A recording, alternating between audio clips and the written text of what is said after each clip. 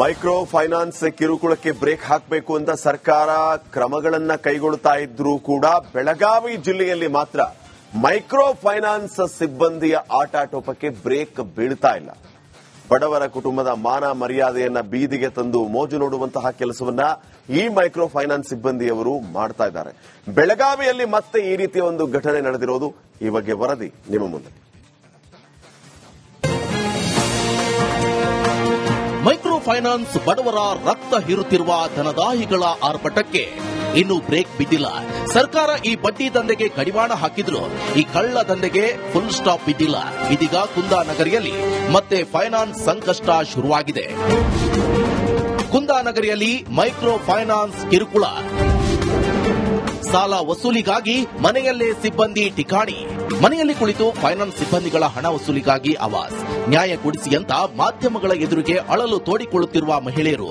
ಈ ಎಲ್ಲ ದೃಶ್ಯಗಳು ಕಂಡು ಬಂದಿದ್ದು ಖಾನಾಪುರ ತಾಲೂಕಿನ ಕೇರವಾಡ ಗುಂಡ್ಯಾನಹಟ್ಟಿ ಗ್ರಾಮದಲ್ಲಿ.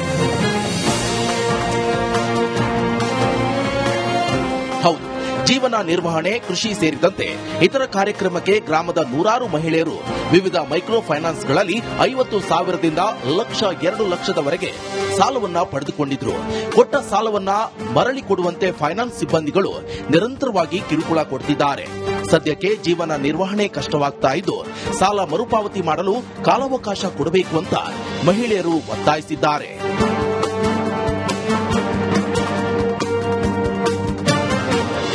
ಇನ್ನು ಫೈನಾನ್ಸ್ ಸಿಬ್ಬಂದಿಗಳು ಸಾಲಗಾರರಿಗೆ ಕಿರಿಕಿರಿ ಮಾಡಬಾರದು ಅಂತ ರಾಜ್ಯ ಸರ್ಕಾರ ಸುಗ್ರೀವಾಜ್ಞೆ ಜಾರಿಗೆ ತಂದಿದ್ದು, ಆದರೂ ಕೂಡ ಬೆಳಗಾವಿ ಜಿಲ್ಲೆಯಲ್ಲಿ ಫೈನಾನ್ಸ್ ಕಂಪನಿಗಳ ಕಿರುಕುಳ ಮುಂದುವರೆದಿದ್ದು, ಸಾಲ ವಸೂಲಾತಿಗಾಗಿ ಮನೆಯೊಳಗೆ ಠಿಕಾಣಿಯನ್ನ ಫೈನಾನ್ಸ್ ಸಿಬ್ಬಂದಿಗಳು ಹೂಡಿದ್ದು, ಸಾಲ ಮರುಪಾವತಿ ಮಾಡುವಂತೆ ಬಡ ಕುಟುಂಬಗಳಿಗೆ ಬೆದರಿಕೆ ಹಾಕ್ತಿದ್ದಾರೆ.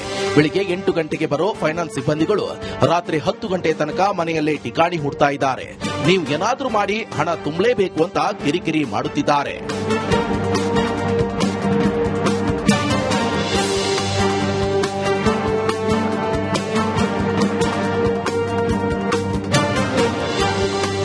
ಒಟ್ಟಾರೆ ಸರ್ಕಾರದ ಆದೇಶ ಧಿಕ್ಕರಿಸಿ ಮಹಿಳೆಯರಿಗೆ ಫೈನಾನ್ಸ್ನವರು ತೊಂದರೆ ಕೊಡ್ತಾ ಇದ್ದು, ಬೆಳಗಾವಿ ಜಿಲ್ಲೆಯಲ್ಲಿ ಫೈನಾನ್ಸ್ ಹಾವಳಿಗೆ ಕಡಿವಾಣ ಹಾಕುವಲ್ಲಿ ಜಿಲ್ಲಾಡಳಿತ ವಿಫಲವಾಗಿದೆಯೇ ಎಂಬ ಆರೋಪ ಕೇಳಿಬಂದಿದೆ.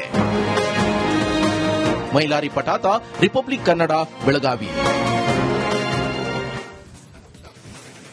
ಈ ಬಗ್ಗೆ ಇನ್ನಷ್ಟು ಮಾಹಿತಿಯನ್ನ ನೀಡ್ತಾರೆ ನಮ್ಮ ಪ್ರತಿನಿಧಿ ಮೈಲಾರಿ ಪಟಾತ್. ಈಗ ನೇರ ಸಂಪರ್ಕದಲ್ಲಿ ಜಾಯ್ನ್ ಆಗ್ತಿದ್ದಾರೆ. ಮೈಲಾರಿ, ಗಮನಿಸ್ತಾ ಇದ್ವಿ ಮೊನ್ನೆ ಜಿಲ್ಲಾ ಮಟ್ಟದಲ್ಲಿ ರೀಸೆಂಟ್ಲಿ ಸಭೆಯನ್ನ ಮಾಡಿದಂತಹ ಸಂದರ್ಭದಲ್ಲಿ ಸತೀಶ್ ಜಾರಕಿಹೊಳಿ ಸಾಹೇಬರು, ಬೆಳಗಾವಿ ಡಿಸಿ, ಹಾಗೇನೆ ಎಸ್ಪಿ ಗುಳೇದವರು ಎಲ್ಲರೂ ಕೂಡ ಮಾತಾಡ್ತಾ ಇದ್ದನ್ನು ನಾವು ಕೇಳಿದ್ವಿ. ಈ ಮೈಕ್ರೋ ಫೈನಾನ್ಸ್ ಕಿರುಕುಳಕ್ಕೆ ಜಿಲ್ಲೆಯಲ್ಲಿ ಬ್ರೇಕ್ ಹಾಕಲೇಬೇಕು, ನಮ್ಮ ಜಿಲ್ಲೆಯಲ್ಲಿ ಈ ರೀತಿಯ ಕಿರುಕುಳ ಹೆಚ್ಚಾಗ್ತಾ ಇದೆ, ಬ್ರೇಕ್ ಹಾಕ್ತೀವಿ ಅನ್ನೋಂತ ಮಾತನ್ನ ಹೇಳಿದ್ರು, ಸುಗ್ರೀವಾಜ್ಞೆಯ ಉಲ್ಲೇಖವನ್ನ ಮಾಡಿದ್ರು. ಆದ್ರೆ ಅನ್ಫಾರ್ಚುನೇಟ್ಲಿ ಬೆಳಗಾವಿಯಲ್ಲೇ ಕಿರುಕುಳ ಹೆಚ್ಚಾಗ್ತಾ ಇದೆ. ಯಾಕೆ ಈ ರೀತಿ ಬೆಳಗಾವಿಯಲ್ಲಿ ಪದೇ ಪದೇ ಇಂಥ ಘಟನೆಗಳಾಗ್ತಾ ಇದೆ? ಇಬ್ಬಿಬ್ರು ಸಚಿವರಿದ್ದಾರೆ, ಇವ್ರ ಗಮನಕ್ಕೆ ಬರ್ತಾ ಇಲ್ವಾ? ಏನ್ ಮಾಡ್ತಿದ್ದಾರೆ?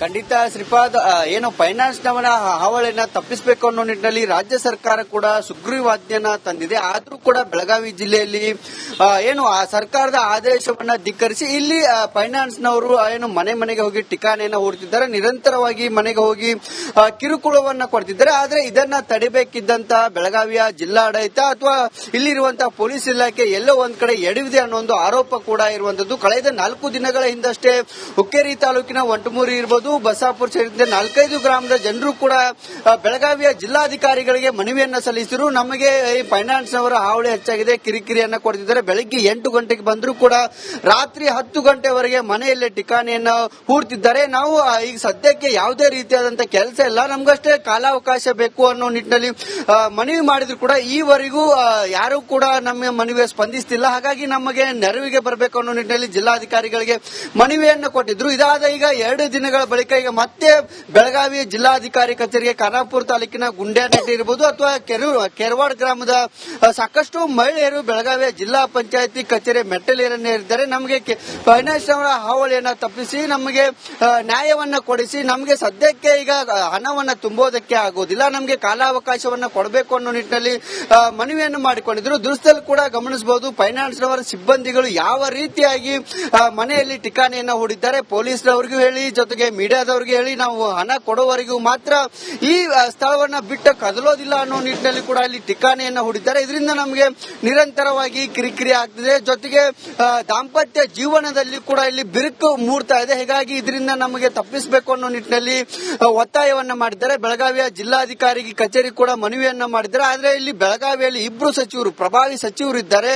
ಪ್ರಭಾವಿ ಸಚಿವರಿದ್ರೂ ಕೂಡ ಇಲ್ಲಿ ಫೈನಾನ್ಸ್ ಹಾವಳಿಗೆ ಕಡಿವಾಣ ಹಾಕುವಲ್ಲಿ ಎಲ್ಲರೂ ಕೂಡ ವಿಫಲ ಆಗಿದ್ದು, ಇನ್ನಾದ್ರೂ ಕೂಡ ಇಲ್ಲಿರುವಂತಹ ಸಚಿವರಾಗ್ಲಿ ಅಥವಾ ಬೆಳಗಾವಿ ಜಿಲ್ಲಾಡಳಿತ ಕಟ್ಟುನಿಟ್ಟಿನ ಕ್ರಮಕ್ಕೆ ಮುಂದಾಗಬೇಕು. ಜೊತೆಗೆ ಫೈನಾನ್ಸ್ ಹಾವಳಿ ಕಿರಿಕಿರಿಗೆ ಏನು ಕಡಿವಾಣ ಹಾಕುವ ನಿಟ್ಟಿನಲ್ಲಿ ಮುಂದಾಗಬೇಕು ಅನ್ನೋ ನಿಟ್ಟಿನಲ್ಲಿ ಮಹಿಳೆಯರು ಕೂಡ ಒತ್ತಾಯವನ್ನ ಮಾಡಿರುವಂತದ್ದು. Shripad. Okay, thank you Mailari ಮಾಹಿತಿಗಾಗಿ.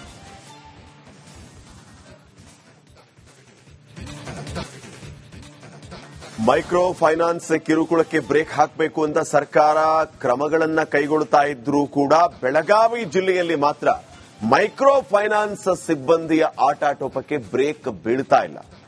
ಬಡವರ ಕುಟುಂಬದ ಮಾನ ಮರ್ಯಾದೆಯನ್ನ ಬೀದಿಗೆ ತಂದು ಮೋಜು ನೋಡುವಂತಹ ಕೆಲಸವನ್ನ ಈ ಮೈಕ್ರೋ ಫೈನಾನ್ಸ್ ಸಿಬ್ಬಂದಿಯವರು ಮಾಡ್ತಾ ಇದ್ದಾರೆ. ಬೆಳಗಾವಿಯಲ್ಲಿ ಮತ್ತೆ ಈ ರೀತಿಯ ಒಂದು ಘಟನೆ ನಡೆದಿರೋದು, ಈ ಬಗ್ಗೆ ವರದಿ ನಿಮ್ಮ ಮುಂದೆ. ಮೈಕ್ರೋ ಫೈನಾನ್ಸ್ ಬಡವರ ರಕ್ತ ಹೀರುತ್ತಿರುವ ಧನದಾಹಿಗಳ ಆರ್ಭಟಕ್ಕೆ ಇನ್ನೂ ಬ್ರೇಕ್ ಬಿದ್ದಿಲ್ಲ. ಸರ್ಕಾರ ಈ ಬಡ್ಡಿ ದಂಧೆಗೆ ಕಡಿವಾಣ ಹಾಕಿದ್ರು, ಈ ಕಳ್ಳ ದಂಧೆಗೆ ಫುಲ್ ಸ್ಟಾಪ್ ಬಿದ್ದಿಲ್ಲ.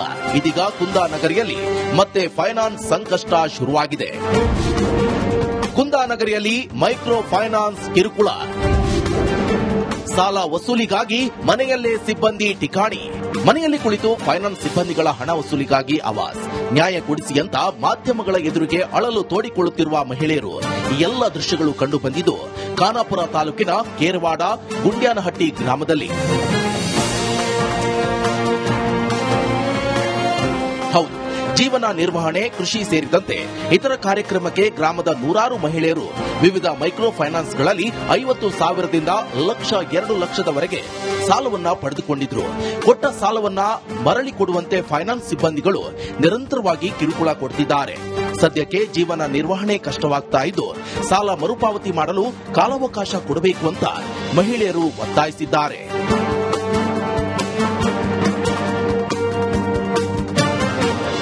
ಇನ್ನು ಫೈನಾನ್ಸ್ ಸಿಬ್ಬಂದಿಗಳು ಸಾಲಗಾರರಿಗೆ ಕಿರಿಕಿರಿ ಮಾಡಬಾರದು ಅಂತ ರಾಜ್ಯ ಸರ್ಕಾರ ಸುಗ್ರೀವಾಜ್ಞೆ ಜಾರಿಗೆ ತಂದಿದ್ದು, ಆದರೂ ಕೂಡ ಬೆಳಗಾವಿ ಜಿಲ್ಲೆಯಲ್ಲಿ ಫೈನಾನ್ಸ್ ಕಂಪನಿಗಳ ಕಿರುಕುಳ ಮುಂದುವರೆದಿದ್ದು, ಸಾಲ ವಸೂಲಾತಿಗಾಗಿ ಮನೆಯೊಳಗೆ ಠಿಕಾಣಿಯನ್ನ ಫೈನಾನ್ಸ್ ಸಿಬ್ಬಂದಿಗಳು ಹೂಡಿದ್ದು, ಸಾಲ ಮರುಪಾವತಿ ಮಾಡುವಂತೆ ಬಡ ಕುಟುಂಬಗಳಿಗೆ ಬೆದರಿಕೆ ಹಾಕ್ತಿದ್ದಾರೆ.